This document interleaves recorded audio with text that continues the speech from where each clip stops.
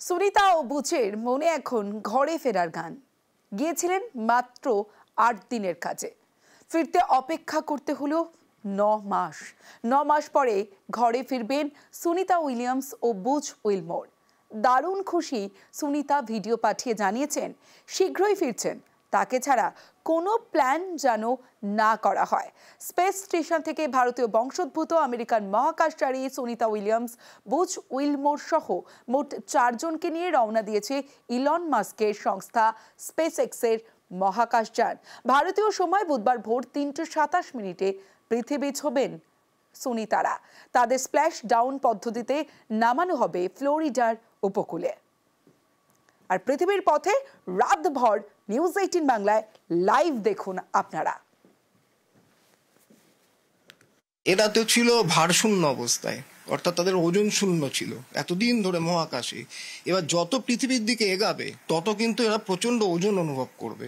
এটা কিন্তু এদের শরীরের পক্ষে ভীষণ অস্বস্তিকর ব্যাপার। ক্রু 9 ক্যাপসুলে করে নামছে, তাদের কিন্তু এই ওজনটা অনেক বেশি ফিল করে। যখন ওজন শূন্য অবস্থায় থাকি, এই হাড়গুলোর আর কোনো ফাংশনিং থাকে না, ফলে কি হয়, হাড়ের ডেন্সিটিটা কমতে থাকে, তাহলে হাড়টাকে ভঙ্গুর হয়ে গেল। এক্ষেত্রে কিন্তু এই ভঙ্গুরতাটা অনেক বেশি হবে। আমি দৌড়াতে গেলেও মাসেলের পাওয়া দরকার হয়, হাঁটলেও মাসেলের পাওয়া দরকার। এখানে মাসেলগুলো কিন্তু কোনো কাজই করছে না, ফলে মাসেলগুলো আস্তে আস্তে দুর্বল হতে থাকে। রক্ত চলাচলের কিন্তু প্রচন্ড প্রবলেম তৈরি হয়, এবং হার্টের যে পাম্পিং, সেই পাম্পিংটাও কিন্তু অন্যরকম হয়ে যায়। মানে যেরকম নর্মালি পৃথিবীর বুকে থাকলে হার্ট পাম্পিং করে যেভাবে সারা দেহে রক্ত চলাচল করে, সেই ব্যাপারটার প্রবলেম থাকবে।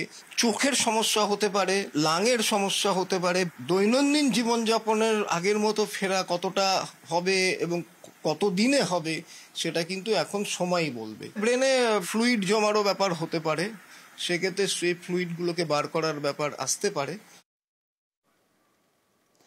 পৃথিবীর পথে সুনিতা, রাতভর দেখুন নিউজ 18 বাংলায়, একমাত্র বাংলা নিউজ চ্যানেলে।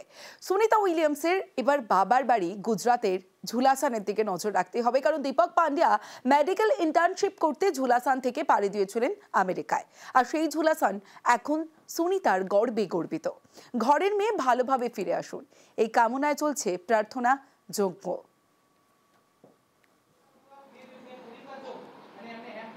সুনিতার জীবনের মন্ত্র নিয়েই বাকিরা এগিয়ে চলুক, চান তার আত্মীয়রা।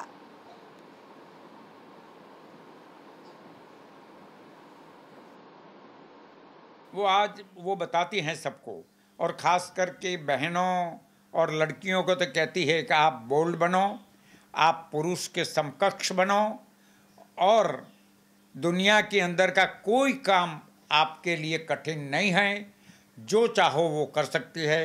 मैं आज 9 महीने से ऊपर हूँ और मैं घबराई नहीं हूँ, और मैं मेरा कार्य कर रही हूँ।